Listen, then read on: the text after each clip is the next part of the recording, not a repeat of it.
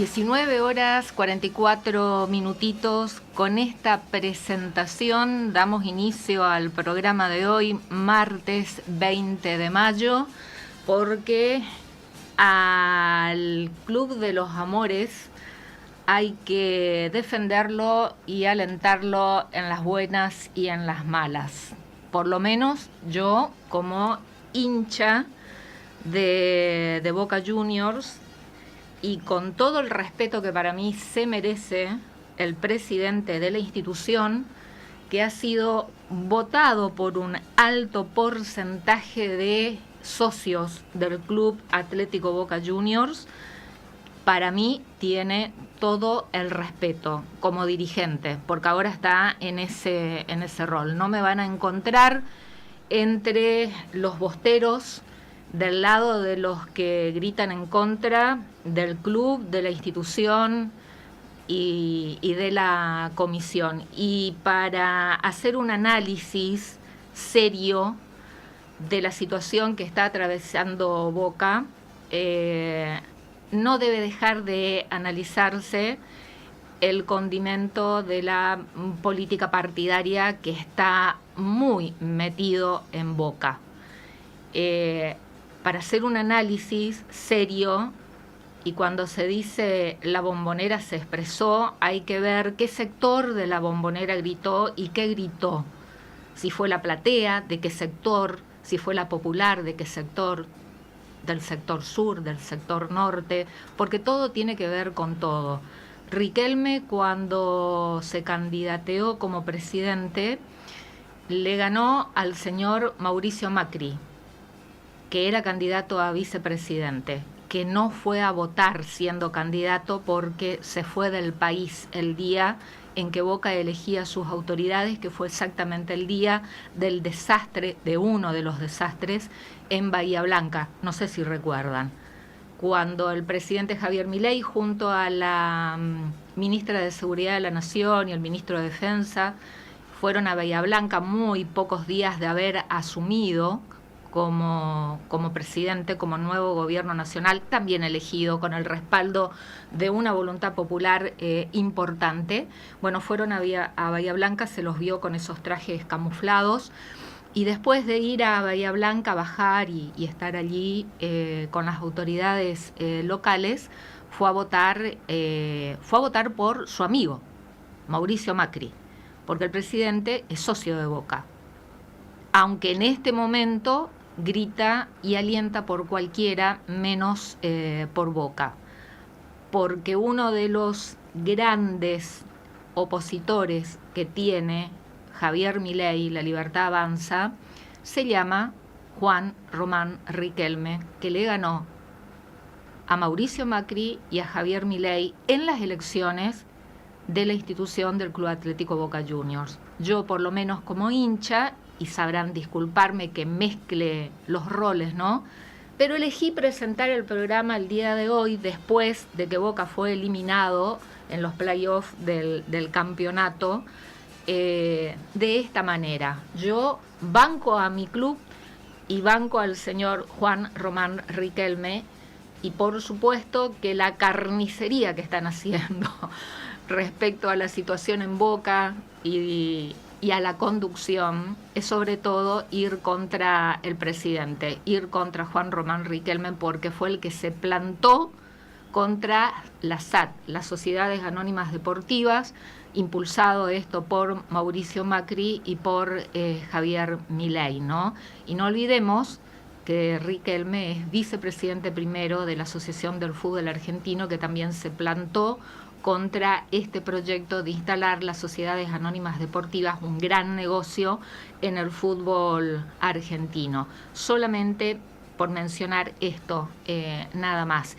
Y ya que el PRO está muy próximo a convertirse en quedar como un partido vecinal, así como surgió, probablemente el próximo objetivo de Mauricio Macri sea volver de donde salió y donde se consagró en la política nacional, que es Boca Juniors precisamente. Así que todo está mezclado, hay muchos intereses en juego, entonces si vamos a analizar la situación de Boca, no tenemos que dejar de ver y analizar también cómo se mete la cuestión política partidaria en Boca en este momento. Le pido disculpas al entrevistado que ya está esperando en comunicación telefónica, no para hablar de Boca precisamente, sino para hablar qué nos dejó las elecciones en Ciudad Autónoma de Buenos Aires que se realizaron este domingo pasado. Estamos en comunicación telefónica con el politólogo y dirigente, referente histórico de la Unión Cívica Radical, el señor Federico Storani. Federico Storani, ¿qué tal? ¿Cómo le va? Buenas noches. ¿Qué tal? Buenas noches, Liliana, ¿cómo está? Y también agreguemos hincha de fútbol, pero en este caso de Independiente. Felicitaciones. Bueno, sí, soy rojo de toda la vida, pero me tomo este atrevimiento porque coincido en su introducción. Todo este escarnio que se quiere hacer, esta suerte de linchamiento, tiene una fuerte connotación política y me consta, porque es una vendetta que le hacen a quien en su momento le propinara una derrota contundente, a quienes expresan con matices lo mismo, porque en definitiva lo que parece hoy irreconciliable entre Macri y Milei es porque es una pelea por el liderazgo y espacios de poder, pero desde el punto de vista de fondo, que es lo que realmente importa, expresan el mismo proyecto, con diferentes metodologías tal vez, pero el mismo proyecto.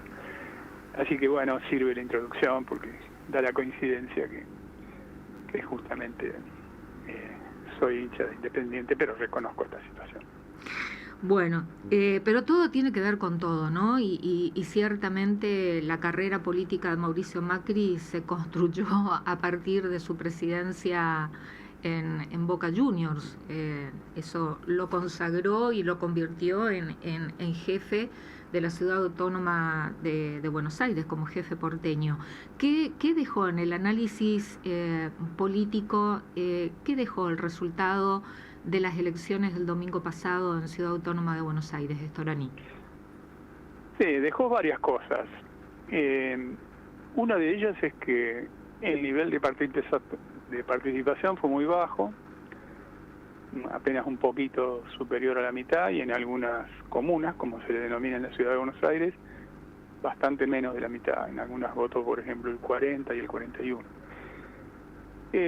Puede ser, y vamos a darle primero la explicación más superficial, que es que no era muy atractiva la elección porque se trataba de una elección desdoblada para legisladores porteños y generalmente produce mucho más atractivo cuando son cargos ejecutivos y no legisladores. Pero también no nos olvidemos que esta campaña fue nacionalizada. Entonces ahí tenemos que entrar en un análisis necesariamente más profundo que abarque aspectos sociológicos. La ciudad de Buenos Aires, la ciudad más rica de la Argentina, está constituida por una clase media que podríamos decir acomodada, pero también por una clase media pura, digamos, y una clase media más, si se quiere, vulnerable o de recursos más escasos. Es bastante homogénea y es también la que tiene la mayor capacidad contributiva. De todas maneras, lo que hay que observar es que ese predominio de este sector social que siempre se ha caracterizado como componente de la capital federal ha sido seducido históricamente por proyectos que hoy aparecen como exitosos momentáneamente, como es este tema de supuestamente una inflación controlada, un dólar razonablemente estable, la posibilidad de adquisición de algunos bienes durables que puede adquirir ese sector social y también viajes al exterior.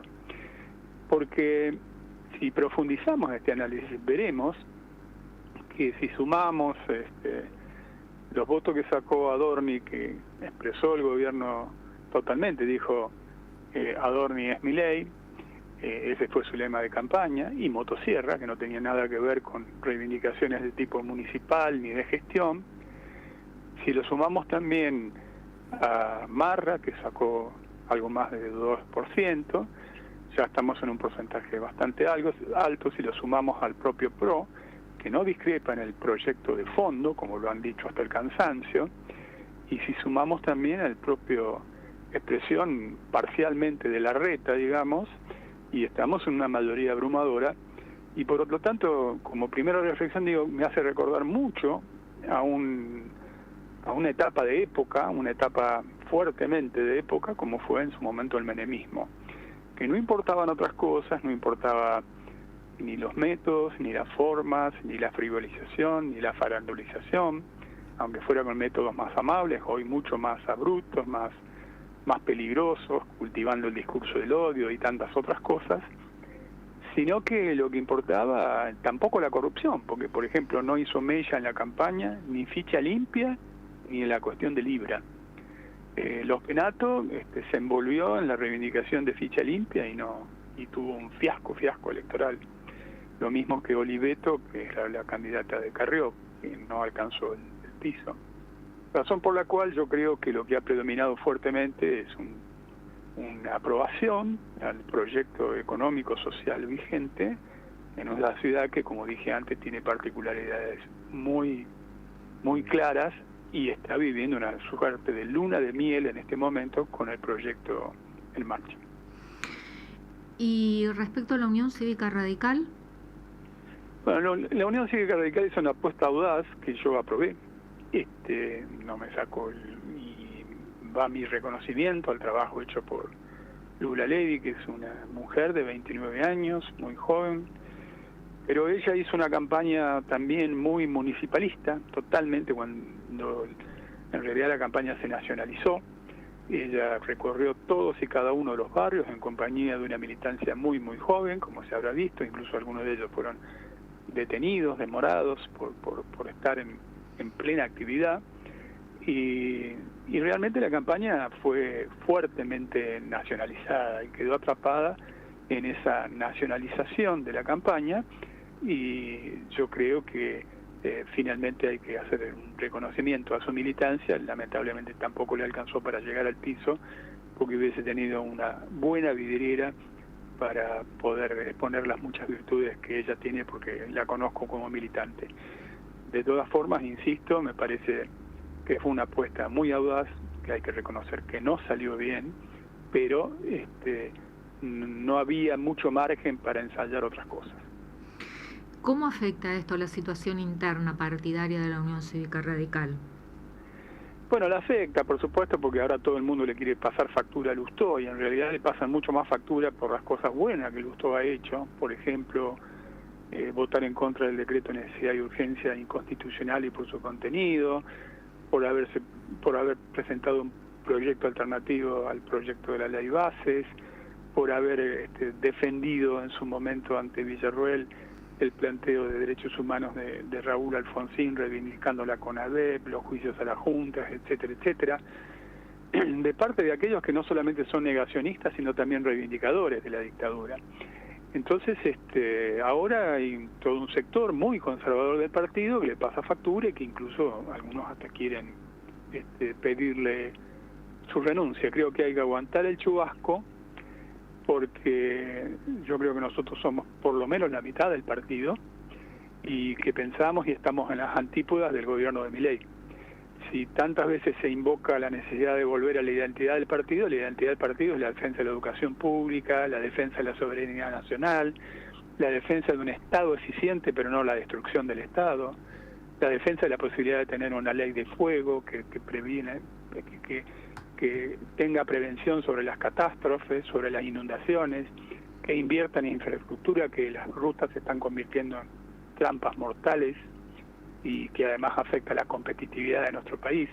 En definitiva, todo aquello que ha identificado históricamente el radicalismo, que está en las antípodas de lo que expresa el proyecto de Milei. Respecto al PRO, ¿este es el comienzo del fin del PRO? ¿Lo reduce nuevamente a un partido vecinal por este desmembramiento que está sufriendo, que muchos dirigentes se están yendo del PRO a La Libertad Avanza? Los resultados que no le fueron favorables ¿Qué lectura tiene la situación del PRO, políticamente Sí, hablando? bueno, la lectura es parecida a la que usted describe. Si yo creo que el PRO ha implosionado, porque se esperaba una elección más pareja del PRO con la Libertad Avanza, de los Penato con Adorni, y realmente eso no ha sido así. Ni aún sumándole los votos de Larreta, que algunos lo acusaban de haber conspirado contra el triunfo del PRO, quedaban ni siquiera cerca, porque Adorni superó el 30% y sumado Larreta con los Penatos estaban en un 24%. Es decir, no hay duda que el PRO ha implosionado, porque además estaba siendo observado, y esta pregunta es buena suya, por buena parte de la dirigencia del PRO, que no tiene una gran tradición, sino que tiene más una dosis de oportunismo, son rumbeadores de la política, para la elección de la provincia de Buenos Aires, porque en la provincia de Buenos Aires muchos ya se habían pasado, como por ejemplo Valenzuela, Grindetti y algún otro. Y ahora van a ir en estampida Ritondo, Santilli, Montenegro, etcétera. Por lo tanto, como dije antes, el liderazgo con Macri es irreconciliable con Macri, pero por una cuestión de disputa de liderazgo de ese espacio, pero no porque haya diferencias de fondo. En realidad, desde el punto de vista económico-social, defienden algo muy parecido. Incluso el propio Macri públicamente se arrepintió cuando dijo, si fuera presidente nuevamente, hubiera hecho lo mismo, pero más rápido. Ahí aludía a motosierra y licuadora, que es lo que justamente introdujo como novedad el programa de Milei con mucha brutalidad, con el sistema de shock para aplicar recetas neoliberales. Pero de fondo es lo mismo. Entonces yo creo que sin el liderazgo de Macri, el PRO va a ser absorbido por la Libertad Avanza, como está ocurriendo prácticamente en todos lados. La pelea digo, ¿no? En las elecciones de Ciudad Autónoma de Buenos Aires fue precisamente entre la Libertad Avanza y el PRO, no entre, digamos, Libertad Avanza PRO contra el proyecto que presentó el peronismo / kirchnerismo liderado por Leandro Santoro. ¿Se dio este enfrentamiento? Es decir, el objetivo de Javier Milei fue ir contra el PRO para que implosione. Creo que contra los dos, ¿no es cierto? Porque en todo momento agitaban el fantasma y el cuco permanentemente del kirchnerismo, que era la propuesta más antikirchnerista, que incluso decían es kirchnerismo, libertad, esa consigna la planteaban, Adorni es Milei, Adorni es libertad, etcétera, etcétera. Entonces esa polarización la buscaban. Pero también buscaban implosionar al PRO para producir este efecto que finalmente se está logrando. Y gran parte de ese electorado, que ya lo analicé más o menos sociológicamente, cómo se orienta, históricamente lo ha hecho así, están viviendo una especie de luna de miel con la situación económica que muchos criticamos, sin embargo hay cierta conformidad con esa situación económica, y por lo tanto creían que se expresaba con mayor autenticidad en el voto al gobierno. Fue también un voto plebiscitario en favor del gobierno, pero claramente desde la Libertad Avanza se buscó polarizar más que con el peronismo, con el kirchnerismo. Ellos lo planteaban de ese modo, y más que nada también buscando sacarle una diferencia importante al PRO, para que el PRO implosionara, y luego en la conversación que se viene a dar para la provincia de Buenos Aires, ya no lo hagan desde una posición más de fuerza, claro, y como un esfuerzo orgánica, sino que, como lo están diciendo ahora, sí, no tenemos ningún problema que vengan, pero vengan individualmente a afiliarse incluso a la Libertad.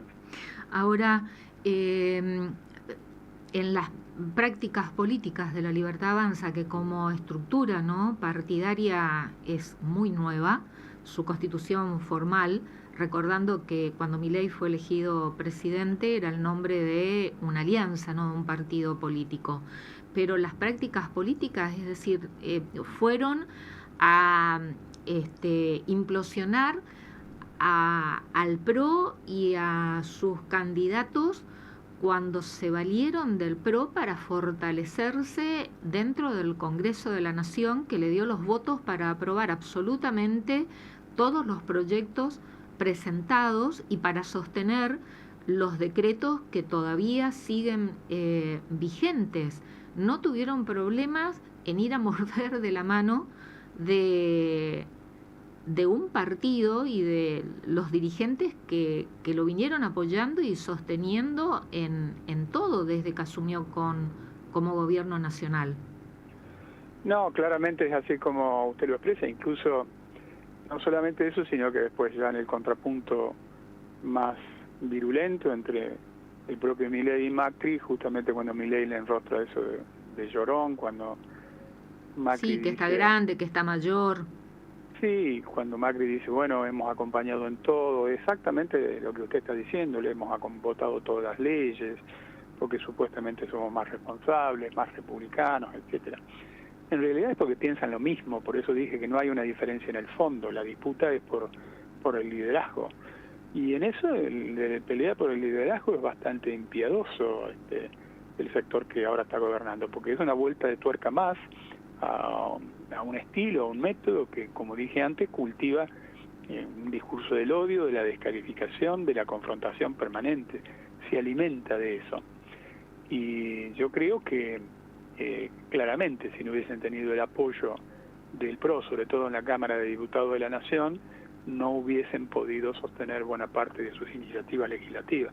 También hay que decir de un sector del radicalismo que es extremadamente claudicante, el que preside de Loredo, Rodrigo de Loredo, y también de sectores del peronismo que responden a gobernadores de provincia, como Tucumán, Catamarca, Misiones, por ejemplo. Storani, ¿y cuál sería el futuro de Mauricio Macri? Que ha dejado para las elecciones en provincia de Buenos Aires, que usted también ya lo refirió, ¿no? Domingo 7 de septiembre se vota en provincia de Buenos Aires, pero antes obviamente están corriendo ya el cronograma electoral, la constitución de alianzas y bueno, todo lo que viene, ¿no? Luego la integración de listas de candidatos. Macri viajó inmediatamente, se fue del país y dejó todo en manos de Cristian Ritondo y otros dirigentes que ya venían hablando del PRO, que ya venían hablando con Karina Milei, bueno, y ese triángulo de hierro. Sí, yo creo que Macri viaja al exterior en buena medida para dejar de estar expuesto a un desgaste muy grande que ha sufrido y esta ofensiva también por parte del gobierno, y el tema de delegar, entre comillas, en Ritondo es prácticamente una forma de rendición, porque el avance que existe es acordar listas claramente hegemonizadas por los candidatos que ponga La Libertad Avanza. Y de última, si son algunos representantes de lo que fue el PRO, porque hay que hablar en pasado, ya en la provincia de Buenos Aires, en buena medida, son aquellos que han dado mayor prueba de estar alineados con el nuevo proyecto del presidente. Por lo tanto, si tuviéramos que hacer un análisis de lo que usted me preguntó al principio, de Macri, yo creo que ha quedado extremadamente debilitado, incluso en el PRO residual, que le quedaba como una porción para negociar en mejores condiciones. ¿Querrá volver a Boca? Puede ser que quiera volver a Boca, y yo lamento que en ese caso que Independiente le haya dado una mano para el proyecto que le queda, ¿no? Sí. Y respecto a este video que fue tan comentado, que se viralizó en últimas horas de la jornada del sábado y que fue protagonista a la mañana sobre todo, ¿no? del día del comicio, hecho con inteligencia artificial y que, bueno, han denunciado esto ante la justicia, el PRO, Mauricio Macri, y que se recorrió, luego fue entrevistado por distintos medios y quejándose sobre esto. ¿Ha bebido de su propia medicina? Y yo pienso que sí, él dice que se transgreden todos los límites, pero yo creo que él transgredió también límites en su momento, por ejemplo, con las famosas causas de espionaje, espiaba hasta los propios, Y además siempre también hay una doble moral en el discurso del PRO y sus seguidores. Fíjese que los penatos envolvían la bandera de ficha limpia, por ejemplo, pero en la Cámara de Diputados, como diputada nacional, se negó a votar la comisión investigadora de la cuestión de Libra, que es una estafa de la A hasta la Z, y ella votó negativamente. Es decir, esa doble vara, esa doble moral permanente, por un lado ficha limpia, pero por otro lado no impulsaban una comisión investigadora de una estafa actual, vigente, y nada menos que lo tiene como protagonista muy probables al propio presidente de la Nación y a su hermana, ¿no? ¿Y qué opinión tiene usted respecto a este tema puntualmente y de lo que viene demostrando la Libertad Avanza, de cómo se maneja, ¿no?, en la utilización de estos recursos tecnológicos, en la utilización de las redes sociales y de todo este universo, que lo saben utilizar, ¿no?, muy bien a su favor, destructivamente, según mi criterio? Lo utilizan muy bien, sin ningún tipo de escrúpulos. Siguen una normativa que podría decirse que está establecida tácitamente por una nueva derecha internacional. A veces hemos hablado ya en su programa que el propio asesor, el primer asesor del presidente Trump en su primer mandato, Steve Bannon, en Estados Unidos, literalmente hablaba de inundar de mierda y de fake news en las redes sociales, no importaba, porque después era difícil de demostrar lo contrario. Y eso no es que se haya inventado acá, tiene una aplicación global, y acá el brazo ejecutor sin duda alguna es Santiago Caputo, que forma parte de ese triángulo de hierro del cual hablábamos y que le ha dado algún resultado. Es peligroso, por supuesto que es peligroso. Bueno, es peligroso para la propia democracia. Justamente ahí está, usted lo ha dicho. ¿A qué camino nos conduce este tipo de prácticas? ¿Y qué reacción debiéramos tener? Si bien lo tiene como, digamos que se lo ve como víctima a Macri y al PRO, me parece que Macri no ha sido víctima, sino en todo caso que consumió lo que él mismo también ha hecho, ¿no? Pero digo esto, en cuanto a la democracia y instalar este tipo de prácticas, ¿a dónde nos conduce? ¿Y qué reacción debemos tener? La reacción para mí fue muy adecuada, y podemos tomar el ejemplo de un país vecino, que en su momento tomó Brasil, con Lula, con respecto a la red de Elon Musk, que justamente es uno de los hombres más cercanos al propio Trump. Y yo creo que hay que establecer sistemas de regulaciones.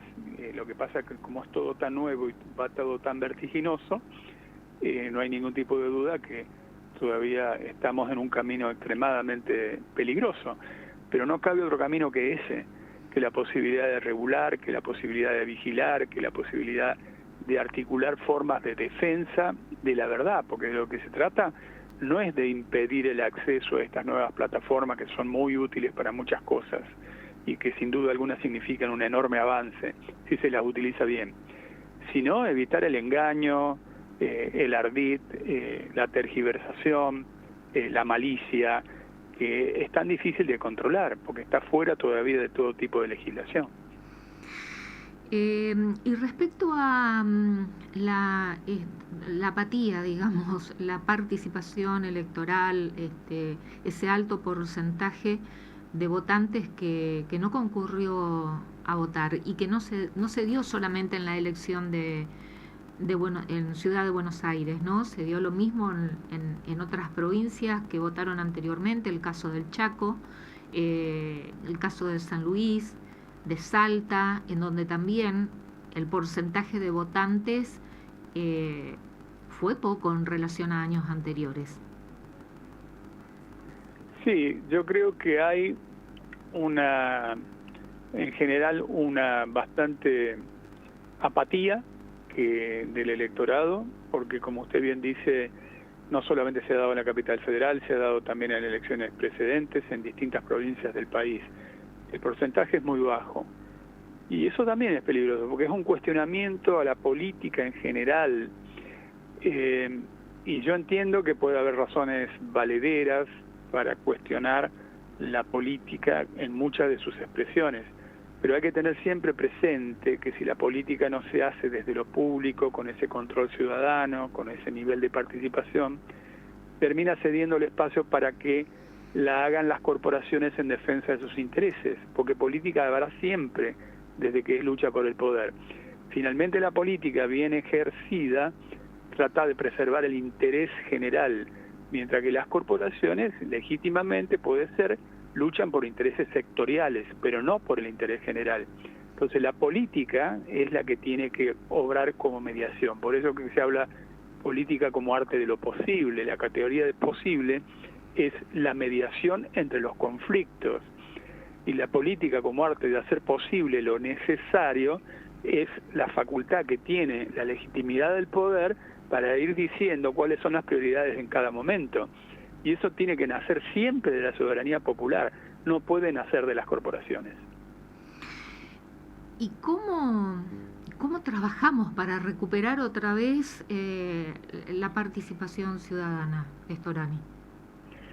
Bueno, yo creo que hay que hacer un trabajo muy intenso, pero a su vez muy honesto, ir por las reivindicaciones muy específicas, ver cómo afectan cada reivindicación específica, e ir uniéndolas como si se tratara de un cordón umbilical con un proyecto nacional, porque hay que volver a recuperar un proyecto de tipo nacional. Por eso me ha escuchado decir muchas veces que yo creo que tiene que haber líneas convergentes entre un pensamiento socialdemócrata que nosotros tratamos de expresar con un pensamiento social cristiano que hoy está vacante en la Argentina, porque el proyecto autoritario conservador está en el poder con sus matices. Los matices son Bullrich, Petri, Milei mismo y Macri mismo, mientras que el otro proyecto no logra consolidarse. Entonces algunos pueden llegar a decir, sí, todo esto está bien, lo que podemos comentar, pero no hay una alternativa donde votar.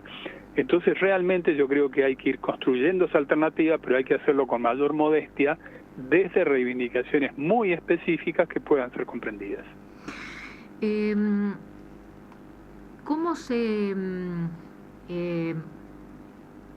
se articula, volvemos a la situación interna de la Unión Cívica Radical, para enfrentar las elecciones en provincia de Buenos Aires, que creo que es la madre de todas las batallas electoralmente hablando, Storani? Bueno, acabo de salir de un acto justamente de la Junta Central de La Plata, donde se ha dado a conocer un comité de integración paritario. Eso significa que aquellos que se proclamaban ganadores de la elección interna reconocen que no lo han sido, porque reconocen la paridad, y nuestro lema de campaña en la interna era ninguna alianza con La Libertad Avanza. Por supuesto que esto no nos garantiza nada, en el sentido que por abajo es posible que algunos sectores igualmente hagan arreglos aún al margen de la institucionalidad partidaria con La Libertad Avanza, pero al menos nos preserva en esta primera etapa. Y nosotros lo que estamos intentando es recuperar un poco esa identidad que antes aludía, para buscar coincidencias con sectores que tengamos mayores afinidades. Se ha dado un primer paso, yo no tengo una gran expectativa para esta elección inmediata, creo que el radicalismo todavía está fuertemente afectado y debilitado, salvo en cuestiones muy puntuales locales, donde existen buenas administraciones locales que van a ser seguramente ratificadas, pero no como una expresión todavía de tipo provincial. Muy bien. Doctor Federico Storani, ¿algo más que quiera agregar?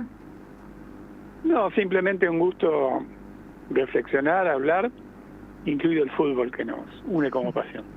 En la próxima hablamos de armas quemadas. Cómo no, con todo gusto. Es una novela que escribí que, bueno, ahí saco un poco mi otro yo.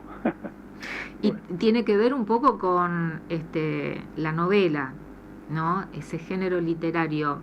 ¿Se mezcla, tiene que ver con la cuestión política? Sí, de fondo está siempre la cuestión política, pero es una novela con todos sus ingredientes. Tiene una trama, tiene intriga, tiene suspenso, tiene erotismo, tiene un clima de sensualidad, tiene personajes, en fin, tiene un desenlace, pero es mucho de ficción y algunos disparadores de hechos reales. ¿Cuánto tiempo le llevó a escribirla? Y me llevó unos años, porque la escribía de a ratos, la dejaba, la escribía, dejaba. En realidad, como me dicen algunos, nació del aburrimiento, porque algunos amigos me pedían que escribiera un nuevo documento y dije, uno más me aburre. Entonces, a partir de ahí empecé a ficcionar, y la ficción me llevó a un lugar de un lenguaje mucho más potente, conforme lo que veo que repercute en sectores más jóvenes, medios y mayores, que tiene un lenguaje más potente para llegar. ¿Y se la puede adquirir? Por ahí, si nos están escuchando y no sabían que Federico Storani escribió una novela cuyo título es Almas quemadas, ¿dónde se puede adquirir? Bueno, están las principales librerías del país, al menos por aquí, y también se puede adquirir por las plataformas de compra, ¿no? Que está. Es una coedición entre Eudeva y Aurelia Rivera Libros, que es una editorial independiente. Ellos son las que le han editado, y bueno, yo les llevé los manuscritos, les gustó y hicieron una apuesta grande porque hicieron también una tirada importante. ¿Es la primera?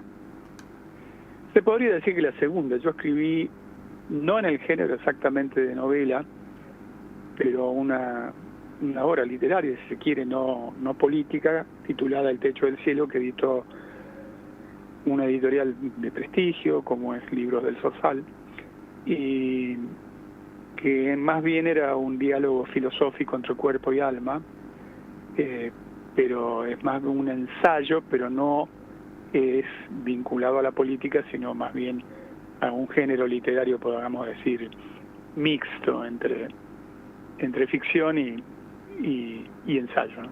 ¿María y Manuel son los nombres de los protagonistas?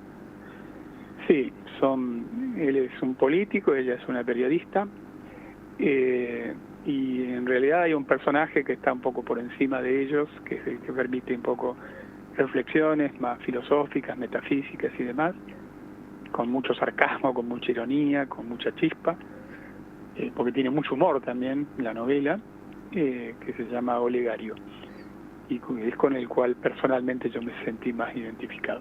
¿Cómo fueron elegidos los nombres de los protagonistas? Bueno, un poco al azar, un poco no. Manuel yo tengo 3 nombres, Federico Teobaldo Manuel son mis 3 nombres, elegí mi tercer nombre, digamos, para ponerle uno de los protagonistas. María es un poco la síntesis como decía el poeta Eluard, de muchas mujeres que se han dedicado al periodismo que yo he conocido, que finalmente rescato muchos valores muy positivos de todo ello, y a mí entre ellos viven un romance muy apasionado. Y bueno, y Olegario, un poco, como dije antes, es el personaje que me permite algunas reflexiones un poco más de tipo metafísica, pero también hay otros personajes que van naciendo y desarrollándose en la novela. Investigué sobre la civilización de los Urus en Bolivia, hay una parte que se desarrolla también en la cárcel, y entonces hay un Uru, que es un habitante de las islotes del Titicaca, que establece una relación de hermandad prácticamente con Manuel, y establecen también un lenguaje secreto, porque este Uru le enseña el lenguaje de los quipus, que era la forma que utilizaba el imperio inca para comunicarse, en un ambiente tan hostil como es la cárcel. Así que bueno, tiene muchos ingredientes que divierten y que se hace potente.